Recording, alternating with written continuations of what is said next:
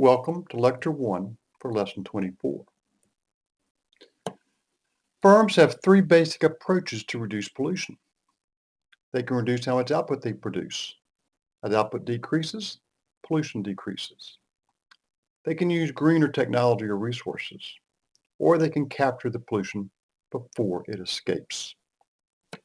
For example, suppose that steel factories emit an external cost when they produce steel because people live downwind from the pollution the factories emit.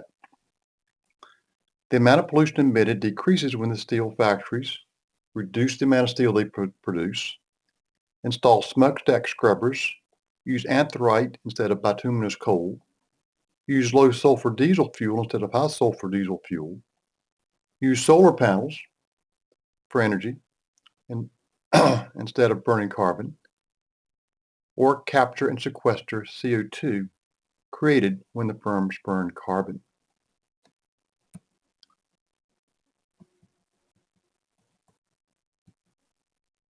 Why don't firms do more to reduce pollution? The simple fact is that when pollution goes down, profit decreases. Let's look at how each of the 6 ways to reduce pollution discussed earlier hurts profits. Profit falls when the firm produces less than the profit maximizing quantity. Smokestack scrubbers are costly. The price of anthracite is greater than the price of bituminous coal. The price of low sulfur diesel fuel is greater than high sulfur diesel fuel. Energy from solar panels is more expensive than energy created by burning carbon.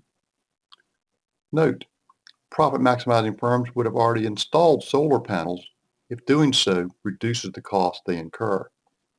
And finally, capturing and sequestering CO2 is costly. The cost of reducing pollution is not the same for all firms and industries. The cost of reducing pollution varies from firm to firm and industry to industry. The cost is high at some firms and lower elsewhere. For example, some firms see profits fall dramatically by reducing output. Profit falls slightly for other firms. Some firms can reduce pollution by a large amount by installing scrubbers. Other firms may see only a small decrease.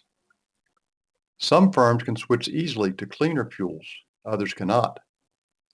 Solar power is cheaper in the Southwest than it is in the Northeast because of differences in sunlight. The most efficient way to reduce pollution is to have firms with a comparative advantage reduce. If the cost of reducing pollution by 1 ton at firm A is $10 and the cost is $15 at firm B, and the goal is to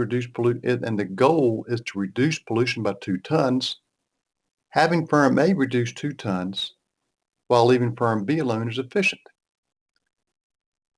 Here's three possibilities. Row 1 shows what happens when firm A eliminates 2 tons of pollution.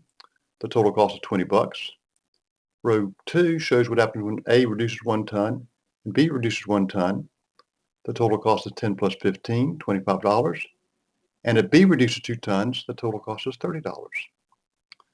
So the most efficient way to reduce the pollution is to have firm A do all of the reduction because A pays less to reduce pollution than firm B. That concludes this lesson. Oops, went the wrong way. That concludes Lecture 1.